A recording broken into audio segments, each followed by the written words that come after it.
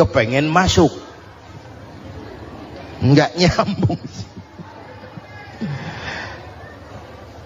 Hai Adam, dari tidak ada kamu saya adakan. Saya perintahkan tinggal di surga. Merasa sepi sendirian, saya ciptakan Siti Hawa supaya kamu tenang. Kamu boleh nikmati semuanya. Ini boleh, itu boleh, ini boleh, itu boleh. Makan, makanlah yang kau mau. Minum, minumlah yang kau suka. Pakai, pakailah yang kau senang. Satu yang saya minta, jangan dekati pohon huldi. Itu kau tidak sanggup, keluar. Diusir dari surga. Sujud Nabi Adam. Kata riwayat 40 tahun sujud. Membaca Rabbana zalamna anfusana wa illam taghfir lana wa tarhamna lanakunanna minal. Itu namanya istighfarnya Nabi Adam. Istighfar itu kan mengucapkan astagfirullah, basmalah, membaca bismillah. Jangan kayak teman saya disuruh banyak-banyak baca istighfar, benar-benar dia baca istighfar, istighfar, istighfar. Bukan itu maksudnya. Nah, maka salah satu amalan yang sangat dianjurkan di bulan Muharram ini memperbanyak istighfar. Tidak ada orangnya yang tidak. Ayo jujur, ini yang kumpul di sini semua, ada nggak yang nggak punya dosa? Yang merasa nggak punya dosa, ayo ke depan. Ada? Tidak ada. Setiap kita, entah kecil entah besar, sengaja terlupa, pasti mempunyai yang namanya khilaf dan salah. Dan Allah Tuhan kita bukan Tuhan pendendam. Allah Tuhan kita Tuhan yang ramah dan rahmah. Manusia, dosamu banyak, tapi ampunanku lebih banyak. Salahmu besar, rahmatku jauh lebih besar. Kau sujud di hadapanku, aku bangga melihatnya. Kau menangis di hadapanku, aku senyum melihatmu. Kau berjalan menujuku, aku berlari menyambutmu. Karena itu amalan yang sangat dianjurkan di bulan Muharram ini memperbanyak istighfar. Itu kalau istighfarnya Nabi Adam. Ada istighfarnya Nabi Yunus. Ibu kenal Nabi Yunus? Di mana kenalannya? Sok tahu. Nabi Yunus itu ketika berdakwah kepada kaumnya yang bandel, memberikan peringatan, kalau kalian tidak mau beriman akan turun azab. Kapan Yunus? Akan. Kenapa mesti akan? Sekarang aja kalau mau, saya tungguin. Kurang ajar betul ini umat. Akhirnya Nabi Nuh menghindar dengan perhitungan, kalau azab tidak turun saya sudah jauh. Meragukan janji Tuhan. Lalu naik kapal, dinaiki oleh Yunus, kapal mogok. Dicari siapa biang keroknya ini. Diundi, ternyata Yunus. Sampai 3 kali diundi. Dibuanglah Yunus ke dasar laut. Ditelan oleh ikan nun atas perintah Allah. Telan itu Yunus. Jangan pakai dikunyah, rusak urusan. Telan saja, simpan di perutmu. Dibawa oleh ikan nun ke dasar lautan. Itu yang oleh Quran dikatakan bertemulah 3 macam kegelapan. Zulumatun salas. Gelapnya tengah malam, gelapnya di dasar laut, gelapnya di dalam perut ikan. Itu namanya peteng. Mbahnya gelap. Di perut ikan itulah Nabi Nuh sadar akan kesalahannya, meragukan janji Allah, meragukan janji Allah. Ia sujud di dalam perut ikan itu, membaca la ilaha illa anta subhanaka inni kuntu. Itu istighfarnya Nabi Yunus. Dibacakan istighfar begitu, ikan sakit perut, Pak. Di dasar laut kemana mau cari apotik? Dia naik ke permukaan, memuntahkan isi perutnya. Nabi Yunus keluar dengan selamat. Itu pun terjadi pada hari ke-10 bulan Muharram. Istighfar intinya itu. Itu amalan utama bulan Muharram, memperbanyak istighfar. Allah selamatkan Nabi Nuh dari bahtera banjir yang luar biasa 10 Muharram. Allah selamatkan Nabi Ibrahim dari pembakaran Raja Namruz 10 Muharram. Setelah Nabi Ibrahim itu menghancurkan berhala-berhala, Abrahat pulang mau ibadah, lihat Tuhannya berantakan, marah besar. Siapa yang menghancurkan Tuhan-Tuhan kita ini? Ada yang lapor, kami lihat Ibrahim. Tangkap. Belum ada bukti, tangkap dulu yang penting. Bukti belakangan. Tangkap. Wah, dikerahkanlah aparat. Tangkap Nabi Ibrahim. Disidang langsung oleh Abrahat. Oleh Namrus maksud saya. Ibrahim, kau yang menghancurkan berhala-berhala kami ini, Tuhan-Tuhan kami. Siapa bilang? Ada yang lapor. Saya dengar enggak semua berhala itu hancur. Ada yang paling besar, angkat tangan, saya lihat ada kampak di tangannya. Barangkali yang besar itu iseng tuh, yang kecil-kecil dikampakin. Tanya aja sama dia. Kamu gila? Kenapa? Masa kami disuruh nanya berhala? Nggak bisa jawab. Nggak bisa jawab. Lah kenapa disembah? Lebih gila mana sih? Tahu nggak bisa jawab kenapa disembah? Kurang ajar kamu Ibrahim. Bakar. Dibakar. Ketika Ibrahim dilempar ke kobaran api yang menggunung, Allah perintah api, ya naru kuni bardan wa salaman ala Ibrahim. Hai api, dinginlah sampean. Api Madura waktu itu, Pak. Hai api, dinginlah sampean, selamatkan Ibrahim. Api tunduk kepada perintah Allah. Ibrahim masuk ke kobaran api, selembar rambut pun tidak terbakar. Kenapa? Apinya tunduk kepada perintah Allah. Kenapa? Karena Ibrahim orang yang takut kepada Allah. Api tunduk kepada perintah Allah. Kalau kita baca ayat itu, masuk ke api, mateng. Sudah hadirin yang saya muliakan, oleh karena itu selamatnya Ibrahim dari pembakaran Raja Namrud itu pun pada 10 Muharram, Yaum Asyura, hari ke-10 dari bulan Muharram. Imedia. Bapak Ibu hadirin hadirat yang saya cintai, sebagian kecil tentang Nabi Adam, Nabi Ibrahim dan Nabi Yunus, tapi saya belum menceritakan tentang Nabi Nuh tadi. Mengulang kaji. Nabi Nuh salah seorang rasul yang masuk ulul azmi 5 besar. Karena memang perjuangannya menggambarkan satu usaha yang ulet dan luar biasa. Beliau diberi umur 950 tahun. Lalu berdakwah selama 900 tahun. Sore, pagi, siang, malam. Dapat pengikut tidak lebih 80 orang. Rata-rata 10 tahun satu. Kalau saya minta berhenti aja jadi nabi, Pak. Ustadz mana masih mau buka pesantren? 10 tahun buka pesantren, yang nyantri cuma 1. Pedagang mana yang masih mau dagang? 10 tahun dagang, yang beli 1. Pimpinan partai mana yang masih mau kampanye? 10 tahun buka partai, yang nyoblos 1. Bangkrut. Umatnya bandel, kurang ajar, durjana, bajingan, tengik. Umatnya Nabi Nuh ini kalau diceramahi, telinganya ditutup dengan tangannya. Nabi Nuh akhirnya rekes. Tuhan, siang malam saya berdakwah kepada umat ini. Tiap kali saya sampaikan dakwahmu, mereka tutup telinganya dengan tangannya. Alergi dengar ceramah. Apa itu ceramah? Non-profit. Saudara-saudara, jadi mau kamu gimana, Nuh? Sudah Tuhan, habiskan saja orang kafir. Nanti kalau punya anak, anaknya pun kafir lagi. Lebih baik bapak moyangnya sikat habis. Biasanya kalau bapak kalong, anak kampret. Bapak nyolong, anak nyopet. Fotokopi gimana aslinya? Hampir habiskan saja. Itu mau kamu, Nuh? Iya. Oke. Nanti aku turunkan banjir, Nuh.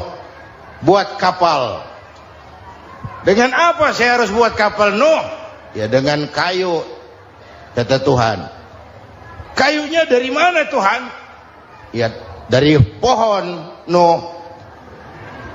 Pohonnya belum ada Tuhan. Ya tanam dulu Nuh. Bikin kapal, kayunya, nanam pohon. Apa artinya? Perjuangan perlu kesabaran. Sukses itu ada prosesnya.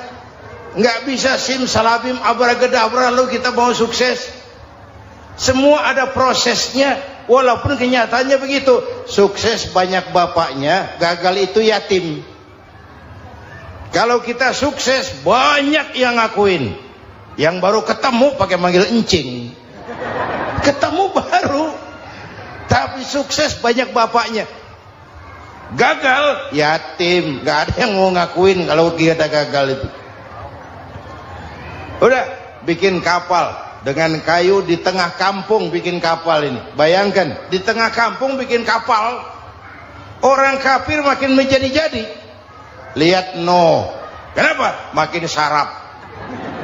Bikin kapal di tengah kampung, mau belayar kemana?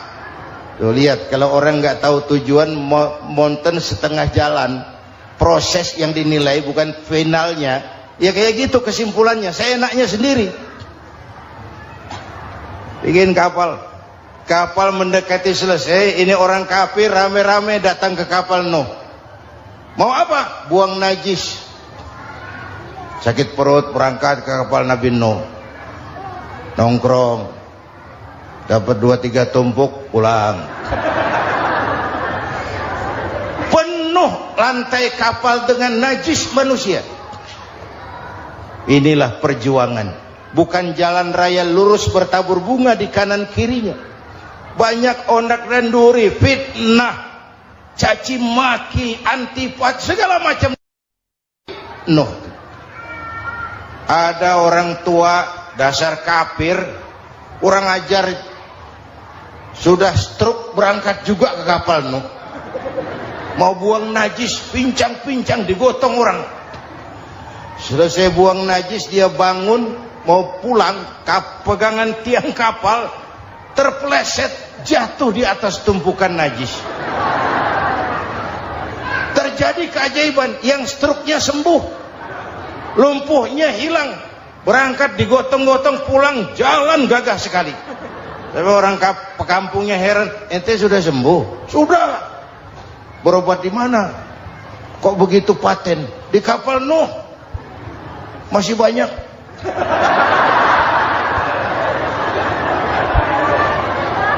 Yang berasa perlu obat bawa rantang. Ambil bersih lagi geladak kapal itu. Sudah selesai Nuh? Selesai.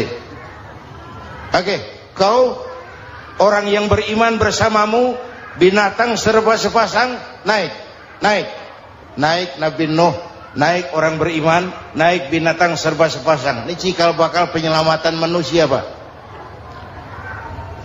Naiklah orang beriman, sudah naik semua, Nabi Nuh kontrol. Ini contoh buat kita, kontrol. Sudah naik semua teman-teman, sudah. Pemimpin yang baik bukan cuma terima laporan di belakang meja. Laporan itu yang mana juga bagus. Sama juga kampanye, kampanye yang mana juga merdu. Kalau saya, kalau aja yang dihitung. Pernah ada calon bupati kampanye janji, kalau saya berhasil kita akan banyak bangun jembatan di daerah kita. Rakyat tanya, Pak, nggak ada sungai di kampung kita, Pak. Dia bilang, sungainya kita bangun sekalian. Udah kadung janji, mana pula orang mau bangun sungai ini. Saudara-saudara, kontrol. Jangan cuma tunggu laporan di belakang meja, semua laporan bagus. Ya Bu? Bu?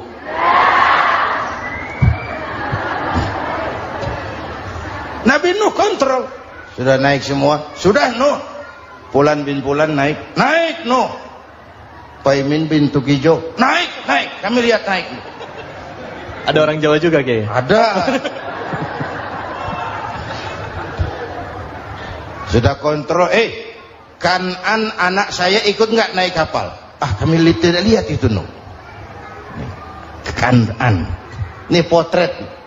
Bapaknya aktif ke masjid, ibunya rajin ke majelis taklim, anaknya keleleran kemana-mana. Bukan di sini, di Prancis. Udah di sini insya Allah sama.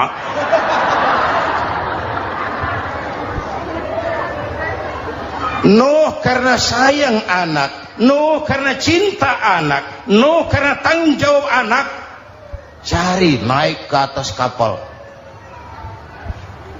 Lihat Kan'an, anak saya, nggak lihat Nuh. Turun ke ruang bawah, periksa lagi. Mang, ayah Kan'an di dia. Jamaah Tasik ini rupanya di dalam. Tuh ayah mang. Ayah ke mana ya budak ini?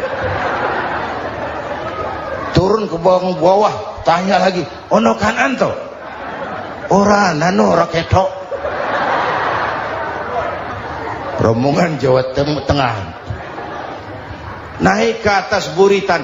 Dari buritan kelihatan ternyata Kan'an tidak ikut naik kapal, kumpul di darat bersama orang kafir. Ini potret kita sekarang. Kumpul sama orang kafir, hanyut anak-anak kita, ditelan budayanya orang kafir, ditelan tradisinya orang kafir, ditelan pergaulannya orang kafir. Nuh karena sayang anak dari atas manggil. Dalam Quran dijelaskan itu. Karena Nabi Nuh di atas, Kan'an di bawah, teriak, ya bunayyar kam ma'ana. Begitu dalam Quran di ayatnya. Cuma ini pakai gaya memanggil supaya kelihatan kegambar, kira-kira Nuh manggilnya begitu. Ini namanya gaya dakwah, Pak. Kalau ceritanya datar nggak menarik. Maka Nuh memanggil Kan'an, ya bunayyar kam ma'ana. Kata yang dengar, heeh. Ini gaya orang manggil, ya bunayyar kam ma'ana. Kan'an, kesini nak, naik kapal sama papi. Kata Kan'an di bawah itu, enggak mau papi, John di sini saja. Kata Nuh, jangan nak, Allah sedang murka, akan turun banjir. Kalau datang banjir papi, sa'awi ila jabalin ya'simuni minal ma', saya akan naik ke gunung tinggi yang bisa menyelamatkan saya dari banjir. Kan'an naik ke gunung, gunung dihantam banjir, Kan'an mati sampai sekarang. Yang kelima, Nabi Musa, kisah Muharramnya ini. Lahir dalam kondisi yang sulit karena Fir'aun mimpi akan lahir seorang anak dari keturunan Bani Israel yang akan menghancurkan kerajaannya. Kata Fir'aun, sudah lahir belum anaknya? Belum. Kalau gitu mulai malam ini laki-laki dilarang bergaul sama istrinya. Semua perempuan hamil di bawah pengawasan negara. Mulai hari ini kalau lahir anak laki-laki terutama Bani Israel, penggal. Satpol PP disiapkan. Udah ada kayaknya. Ada. Patroli. Bayangkan, nah Fir'aun itu bikin undang-undang seenaknya sendiri. Apalagi merasa kekuasaannya dalam ancaman. Penguasa manapun kalau merasa dalam ancaman, panik. Padahal kekuasaan itu kayak harimau. Makin lama ditaiki, makin sulit turun. Kenapa? Karena macannya makin lapar. Naik terus capek, turun dimakan harimau. Serba sulit. Saudara-saudara, kalau kita mau belajar dari Pak Harto, saya melihat kekurangan Pak Harto cuma satu, terlambat berhenti.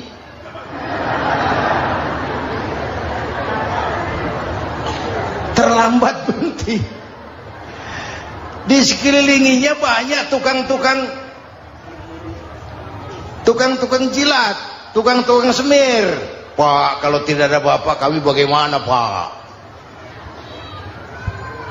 Saudara hadirin yang saya hormati, maka sering saya ingatkan, temanmu yang sejati adalah teman yang membuat kamu jadi benar, bukan teman yang selalu membenarkan kamu.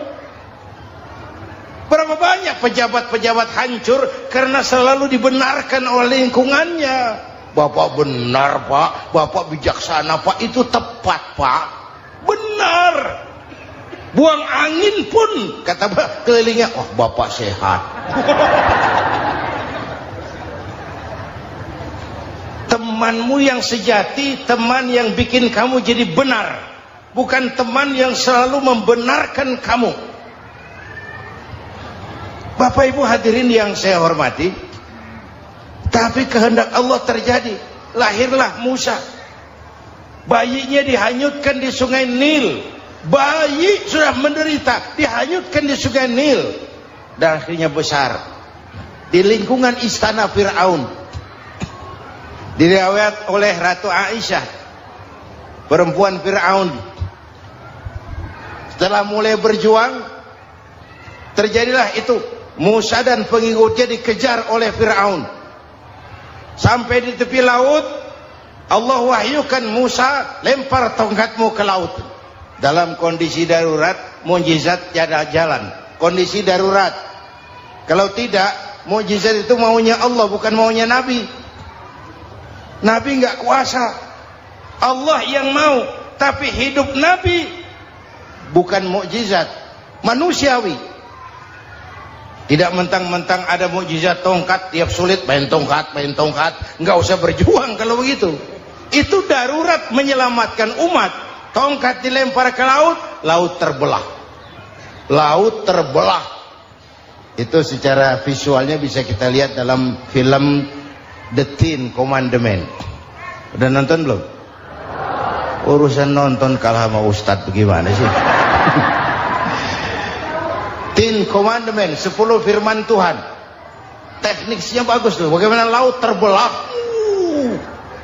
Musa lewat, Fir'aun mengejar. Musa sampai di ujung sana, Fir'aun masih di sama tengah perjalanan. Laut nutup kembali. Laut menutup kembali, Fir'aun tenggelam, cengap-cengap di lautan. Begitu nafas sampai di tenggorokan, Fir'aun sambil cengap-cengap itu, amantu bi Rabbi Musa wa Harun. Duh, kalau begini mah saya juga percaya sama Tuhannya Musa. Malaikat maut jengkel, goblok loh, terlambat sekarang, ditenggelamin terus, modar. Musa selamat, Fir'aun mati, jenazahnya, jasadnya terdampar di pinggir laut. Beberapa waktu kemudian ditemukan orang, dimumi, dibalsem, diawetkan.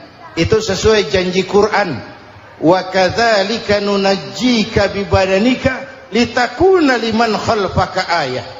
Kami selamatkan badan kamu agar jadi pelajaran bagi orang-orang sesudah kamu nanti.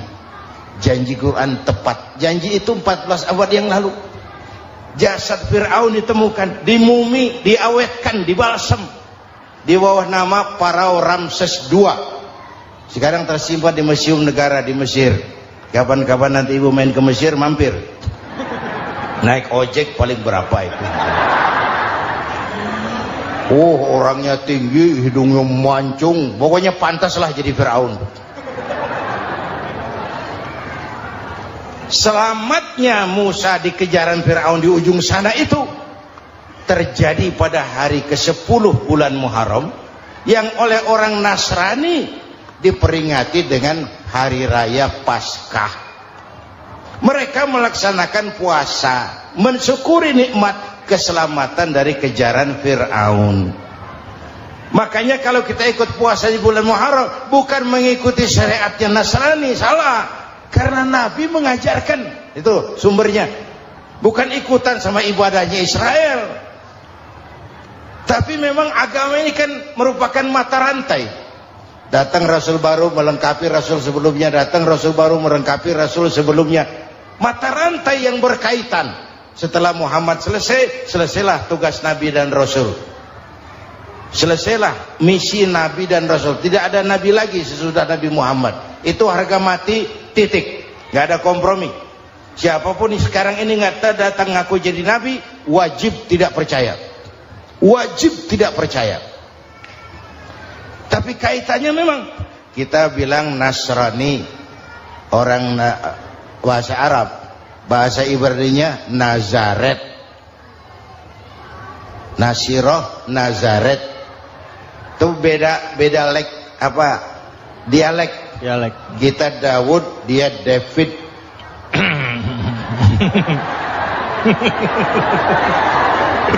Ibrani. Kita Ali, dia Alek. Kita Sulaiman, dia Solomon. Kita Camat, dia Comot. Ini yang ngomong ini comot sembarang. Media. Bapak dan Ibu jamaah yang saya cintai, pertanyaan pertama, hijrah qalbiyah.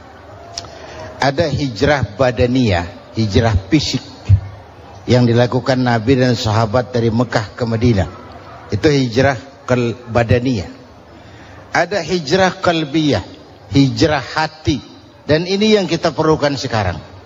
Karena refleksinya akan membias kepada alur kehidupan. Kalau hati kita mau berhijrah, fisik akan ngikuti. Hijrah dari tempat, dari malas ibadah menjadi rajin ibadah. Hijrah dari maksiat kepada yang ma'ruf. Dari berpecah belah menjadi bersatu. Hijrah seperti itu yang sangat kita perlukan. Apalagi masyarakat ini paternalistik. Kita harus hijrah mental sekarang ini. Maka yang disampaikan tadi benar. Seorang ketua MK siap mengundurkan diri kalau terbukti anak buahnya terlibat suap. Itu walaupun siap, tapi sudah angin segar buat rakyat. Bahwa masih ada banyak insya Allah pejabat kita yang punya harga diri. Walaupun ada juga pejabat kita yang muka tembok, kulit badak, kuping kebo. Muka tembok, kulit badak, kuping kebo. Biasanya kalau kereta api tabrakan di negara-negara maju, Menteri Perhubungannya mundur. Di kita petugas palang pintu dipecat. Jauh sekali Menteri sama petugas palang pintu.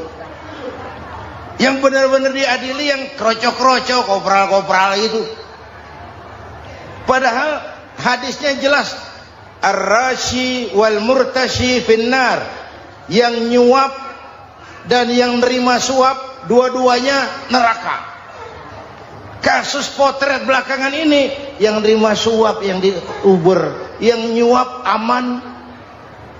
Yang nyuap aman. Yang korupsi pajak dikecil-kecilin, yang ngemplang pajak aman. Padahal ngemplang pajaknya triliunan. Padahal dia sudah dikasih fasilitas oleh negara mengelola sumber daya alam negara yang artinya milik rakyat. Dia harus bayar pajak, uang pajaknya dikumpulkan bagi sebesar-besar kemakmuran rakyat. Itu tindakan merugikan rakyat. Subhanallah, sangat luar biasa kajian yang sudah disampaikan oleh beliau, guru kita Al-Maghfurullah Kiai Haji Zainuddin MZ. Sahabat beriman yang dimuliakan Allah Subhanahu wa taala, jangan beranjak dulu karena kajian beliau belum selesai dan masih banyak hal-hal menarik yang akan disampaikan oleh beliau. Selamat mendengarkan. Karena itu betul, saya setuju, hijrah qalbi yang perlu kita lakukan sekarang. Hijrah hati. Kita ini bangsa Indonesia seperti timnas. Timnas sekarang anak-anak muda sudah berani pakai baju PSSI. Iya. Kenapa? Menang. Coba kalau kalah terus, nanti menang. Tapi bangsa Indonesia itu memang seperti timnas. Namanya kesebelasan. 11 orang.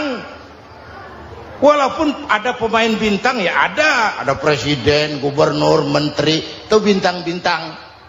Tapi bintang baru ada artinya kalau dibantu 10 pemain yang lain. Cristiano Ronaldo.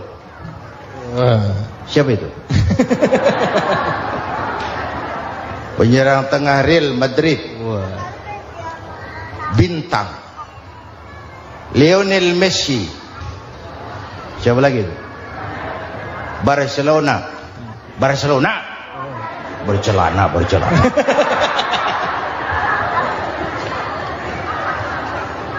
Michael Rooney, bintang Manchester United. Ronaldo baru bintang, Messi baru bintang kalau ada 10 pemain yang lain.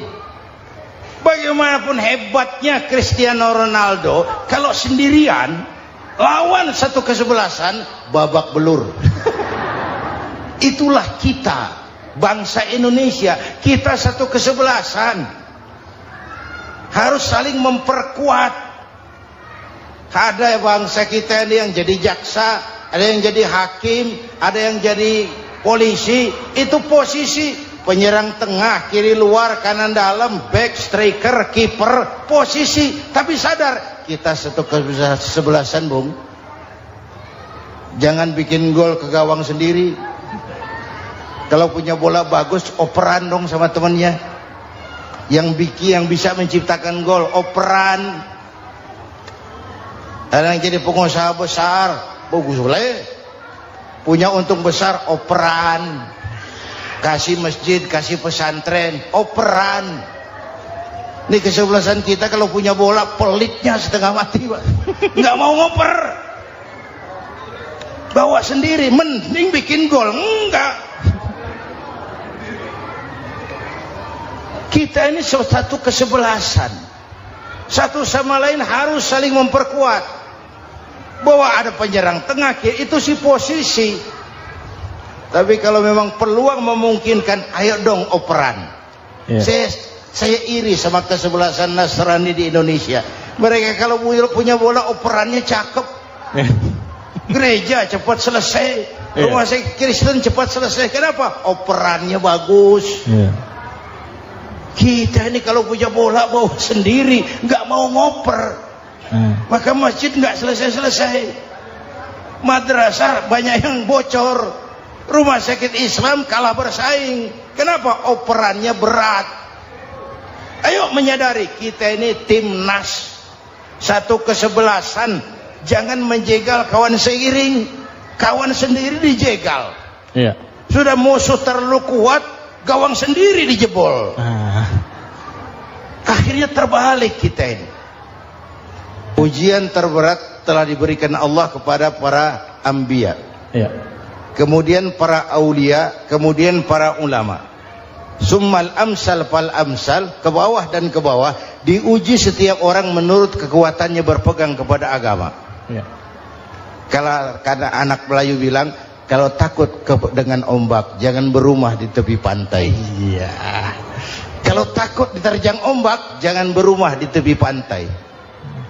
Kata ibu tadi, mau jadi pohon tinggi harus berani ketiup angin. Makin tinggi pohonnya, makin keras anginnya. Takut angin, jangan jadi pohon tinggi, jadilah rumput.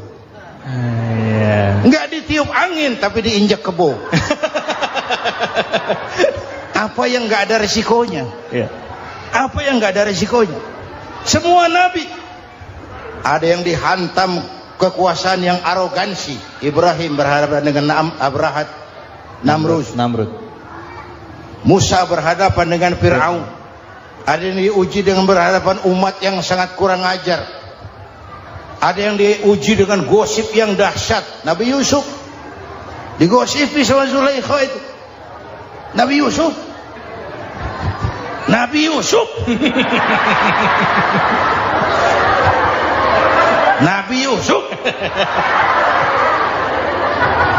Yang namanya gosip itu kan menyebarkan keburukan orang.